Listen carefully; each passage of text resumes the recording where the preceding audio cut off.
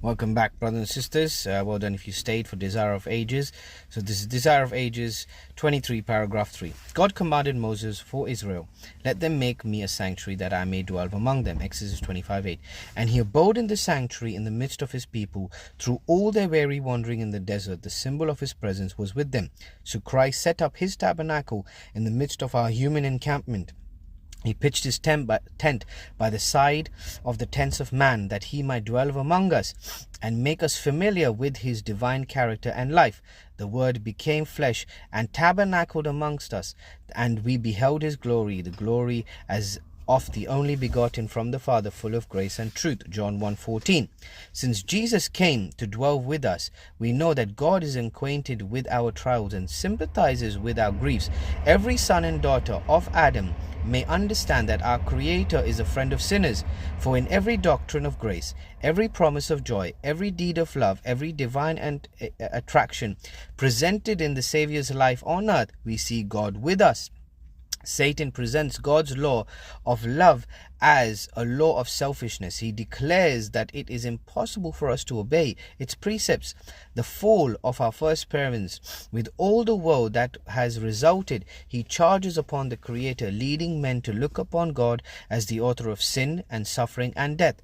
Jesus was to unveil this deception. As one of us, he was to give an example of obedience.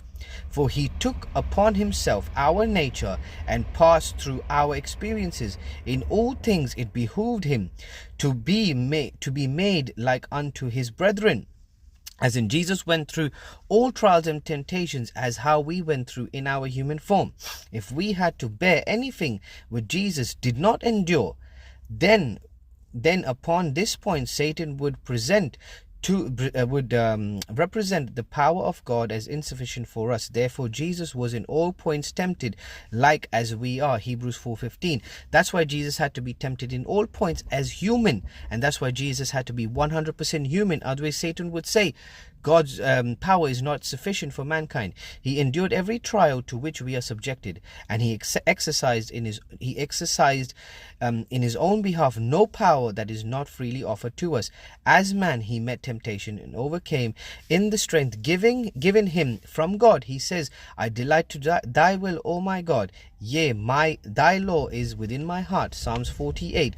And as he went about doing good and healing all who were afflicted by Satan, he made plain to man the character of God's law and the nature of his service.